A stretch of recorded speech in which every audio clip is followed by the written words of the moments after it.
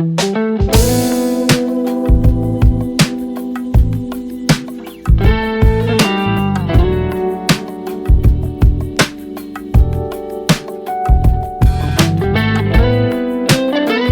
guys, welcome back to another video. Today I'm going to be doing a sketchbook spread, testing out Arrtx acrylic markers, and testing out a sketchbook from Arrtx. Before we get too far into this video, I just want to give a big thank you to Arrtx for sending me these. I'm so grateful, I can't even express, and I love you guys so much. They have the best team ever. They're so nice, and they're so easy to communicate with. Anyways, let's get into the video. First, I wanted to get into the markers because this was the main thing that they wanted to send me, and the sketchbook was just a fun little thing on the side to test the markers out on top of. But the first thing I noticed is how colorful and fun the packaging is on this. To explain to you guys exactly what these markers are, is they are acrylic markers, which means they're basically paint markers, and they have a brush tip. They are water-based, they are bright and opaque, and they are available on different surfaces. And this is the 48 color pack. The sketchbook they sent me is the Arrtx Premium Hardcover Sketchbook, and basically you can use any medium on it. It comes with 60 pages, 120 if you count front and back. I'm gonna be honest, I haven't tried a sketchbook from a brand other than Ohuhu in quite a few years now, so this was super exciting to me, and I noticed right off the bat that the way the sketchbook is laid out is super cool. I've never seen anything like it. It's specifically designed so that basically, what is it called? Like the binding doesn't break. So basically you can open it really easily without it trying to close itself in on you. So I'm super excited to try that out. And now back to the markers. First of all, I noticed it was a little bit hard to take the lid off, but the first thing I noticed was a card with stickers on it and then a thank you card. There were 3 layers of this, and I could knock the bottom layer out of the box, but I don't know if I'm necessarily supposed to. I know I definitely don't have to. Anyways, guys, 48 colors is a lot, and I feel like they had a really good selection just seeing them off the bat, but I'll do a swatch card for you guys in a little bit just to see. So the next thing was to figure out how to put these stickers on. I had to look it up on Amazon on their pictures, and I'm pretty sure you put them at the bottom of the marker.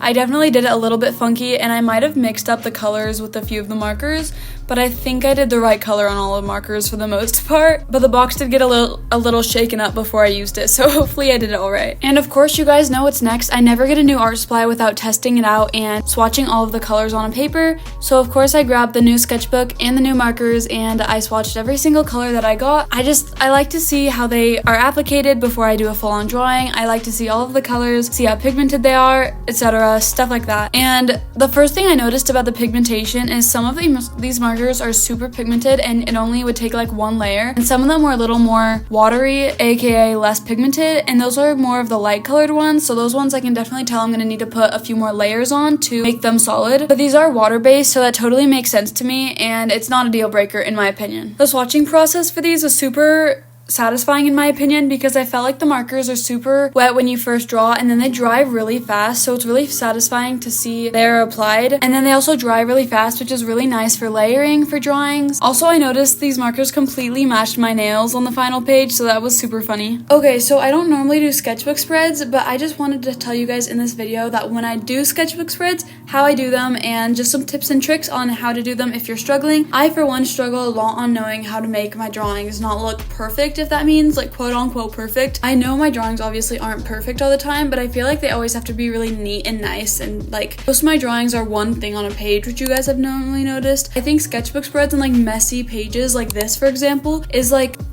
I just love it so much, and I want to make more drawings like that. So I thought I would let you guys know how I do it when I do it, because honestly, I don't think there's many videos like this up, and I would love to watch some. So if you guys know any videos like this, let me know so I can watch them and I can get ideas. But one of my first tips is look at Pinterest for inspiration, guys. I literally scroll on Pinterest for like an hour looking for inspiration, and I will pop up all of my reference photos on the screen. So like this was my reference photo for this apple, basically from Snow White, I'm pretty sure, the poison apple. And I don't really know why I chose this. I just felt like it would be fun to draw with the acrylic markers. Yeah, so that's my first tip, is take inspiration from people. When it comes to something that's not necessarily an art style, but more like this is like a realistic from a movie. Obviously it's not realistic, but you know what I mean. So this wasn't like copying by taking from an art style. So if it's like an object, you know, you can use that as inspiration. If it's like a person's art style for like another human, maybe don't copy that. But like for something like this, you can tell I obviously didn't copy and paste it, but I used reference. So that's my first tip. I also just wanted to talk about the markers real quick. Look at the pigment. It took a few layers for some of the colors just because I wanted more pigment, but I'm literally obsessed with the bright colors and the way that I did it with that like blocky style, I'm in love. After just adding the finishing details to this apple, I decided to move on to my next drawing, and I was not doing a theme for this sketchbook spread. I kind of just wanted to do anything that I wanted to draw. So when I saw this picture on Pinterest, I was like, yes, I would love to draw this. And because I feel like it just screams sketchbook spread, and I know I don't normally draw things like this, so don't be weird about it in the comments. I just thought this was good anatomy practice. It looks like a fun thing to draw. It looks pretty easy. It uses a lot of colors. I don't know, I just felt like it would be a fun thing to draw on a sketchbook spread because it's kind of random and not something I would really ever draw otherwise. But yeah, I thought it was super fun to do, and like I said before, good anatomy practice. I feel like I suck at drawing bodies. Like, you guys are all asking for a body tutorial. To be completely honest, I kind of just block out the shape and then draw the clothes on top, and then if I need to add curves to like the hips or like the upper body or anything, I kind of add that after the clothes, like shaping around the clothes. I don't know if that makes any sense, but I swear I'm so bad at drawing bodies, and I'm still learning myself. But I know you guys want the tutorial, and like I've said in almost every long video in the last few months, I will do one, I promise you. It's just taking me some time, and I understand that, and I know it's frustrating to wait, but I promise you I will get it out eventually. Okay, my next tip, which I know this is kind of generally, and it's kind of vague, but just don't overthink it. Like, I feel like for drawings, most of the time I overthink it and I try to make it look nice. Don't overthink it. Sketchbook spreads are meant to be messy and meant to be not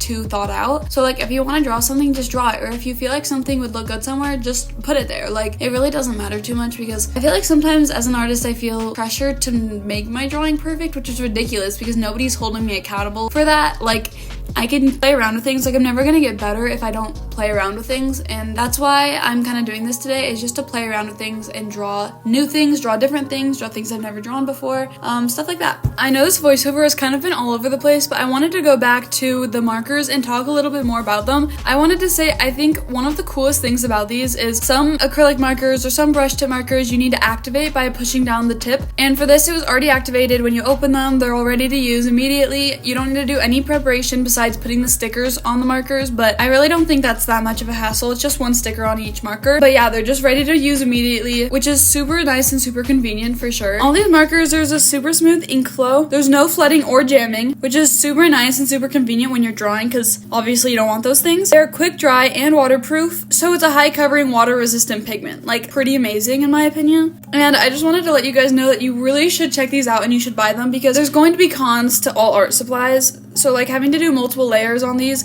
honestly isn't anything new. I've tried some other acrylic markers and you have to use multiple layers on those too. I honestly think these markers are so worth your money, and all of the links will be in the description. You can get them on Amazon or on the Arrtx website, but I've used a few things from Arrtx now and I absolutely love their brand so far, and I'm looking forward to trying more things from them. And yeah, I just wanted to highlight those super cool parts about these markers. So my third tip for you for a sketchbook spread is just to fill in the empty spaces with literally whatever you think looks good. I think I could have gone a little more creative with my page, to be honest, but I just did some little cow print spots and some stars, and I just added some fun colors to them, and I kind of was just filling the space with whatever I felt like looked good there. And it could have been like super random, like having no place. Like, what the heck was the cow print for? I have no idea. But then I started to draw this Pepsi Cola can just because I thought it was fun and it looked fun. And the pink ball above, by the way, is going to be an 8-ball. I'm just realizing I never explained that. By the way, guys, just some thoughts on my mind recently is this month I'm turning 15. My birthday is the 24th of February, so I'll probably be posting some sort of birthday content on that day. But this is my birthday month, and I get my permit this month. I don't actually know if I'm gonna get it this month or if I'm gonna get it early March. But that's like so freaky to me that I'll be able to drive and I'm just gonna be allowed to be on the road. Like, obviously with a parent in the car too, but isn't that insane? Like, I don't know how many of you are that old yet, or if you guys are still younger, but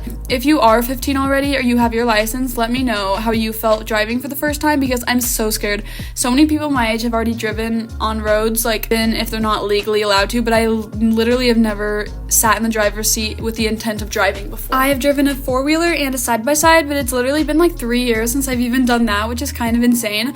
Don't get me wrong, I'm super excited to drive though and have a little more freedom. But going back to filling in this random space, this was the picture I used for inspiration, just with some kind of background designs and patterns and stuff. Then I decided to draw a mouth. I don't really know what it is about artists and drawing like mouths, like and eyes. I don't know what it is, but I just saw this on the same reference page that I just showed you, and I thought it would be kind of fun to do just because I honestly have no idea, just because I thought it would be fun. It's a sketchbook spread, there's no rules. Another tip for making a sketchbook spread, which I didn't do this on mine, but is to just sketch and experiment with things and leave the sketch how it is and just kind of some colorful blobs around it. Like, I'll show a picture of what I mean, because I feel like I'm so bad at leaving a sketch because if I like the sketch, I want to make it a full drawing and see what it would look like. I'm really bad at that, but I feel like that's one way to do a sketchbook spread just because it's really easy. A fifth tip, I think we're on fifth, is to draw animals, because I feel like I didn't do that again, but I feel like drawing animals just good practice for like anatomy that's not human, if that makes sense. I'm so bad at drawing animals, and I'm not the biggest animal person in the world, so I literally never draw animals. I think people that can draw animals, it's honestly really impressive and really cool to watch. Also, as you can see, what I'm doing right now is I'm drawing a full body girl because, well, not full body, okay, messed up girl, because I felt like there was just too much busy going on, and I kind of wanted a main focus of this sketchbook spread, which I am using 2 pages obviously. So I decided to draw a girl because I don't know, I did it in kind of the same messy style as the other side, so it doesn't look out of place, and I add stuff to the background, of course, but I just kind of wanted to fill up all of my spaces, but I didn't want to make everything look so crazy like the other page. I do want to talk about this girl drawing for a minute though, because I honestly don't love how it turned out, so I don't want to hear anything about it in the comments, because I personally know it's not my best work, and I definitely could have done these markers a better job than this drawing, but that's why I have the other page. No, but I think it's hard to see your sketch underneath these markers. That's one thing about drawing something like this, like the nose outline, you could faintly see it, so I kind of messed up the shape of the nose, but I don't know, I'm just getting used to using markers like this, which with also such a thick tip, because I messed up the eyeliner because I don't even know, I think it was just too thick, I was going for a thick look. It's just hard because it's not the marker's fault, I'm just trying to figure out what I like to draw best with these markers, so I was just kind of getting a feel for them in this video. That's why it's not my best art in the world, but I don't want to hear any judgment because it gets better and I don't hate it in the end. It's just kind of a trust the process type thing, and it's a messy drawing, so I honestly don't think it's too bad. I think it's pretty good. Hair was my favorite part because, I don't know, this purple color was so fun. Okay, what color do you guys think that is? Is it like a purple or like a pink? I think it looks like a purple, but I can definitely see some pink and stuff in it. But yeah, especially with these finishing touches, like the bright purple and the light purple and the brown, like, I don't know, I feel like the colors just all go so well together. Also, of course, I had to feed my addiction and get another Dr. Pepper, which I definitely did not need, but it's alright. I did want to say, one thing about the markers I noticed while coloring this background is the more I colored, the more it started to turn kind of orangey, which I think this was because it was running out. So I think this marker was a little more dried out than my other ones, but I also used it a lot throughout the 2 drawings, so I think that might be it. Okay, my 6th and final tip is to use paper or use other supplies on your sketchbook spread just to add a little bit more stuff. I don't really know how to explain it. I just got these little paper stickers I found, which I didn't really need to cut that because it was already in that like rectangle shape, but I just found some of those and added them to the page just to add more detail, and then of course I just went in with some random doodles that have no meaning behind them. So yeah, those are all of my tips for how to make a sketchbook spread. If you have any tips for me, let me know in the comments. And since this video is coming to an end, you guys know the drill. I have to review my thoughts on the markers and this page. I honestly think this page turned out pretty cool, like all of the different colors and all the different designs. This is something a little more different for me because I always just stick to the same thing, so I'm glad I branched out a little bit. I think all of the colors are so fun. I literally loved to try out these markers. They were so fun. I will 100% be using them again. I actually have used them again already. You might have seen in a few recent shorts I've used. I literally am obsessed with acrylic markers. I 100% recommend these to you. They have such good pigment. There's 48 colors. They actually have different packs of these markers, like you could get different counts with different types of colors in it. We also can't forget about the sketchbook. I thought the sketchbook was super good, and again, we'll 100% be using it again. Thank you so much, Arrtx, for sending me these. It was so fun. You guys go get your own in the comments. Links to everything will be down there. I'm so happy that I can help spread awareness of the Arrtx brand. Thank you so much for watching. I hope you guys enjoyed this video, and stay tuned for new content. Bye!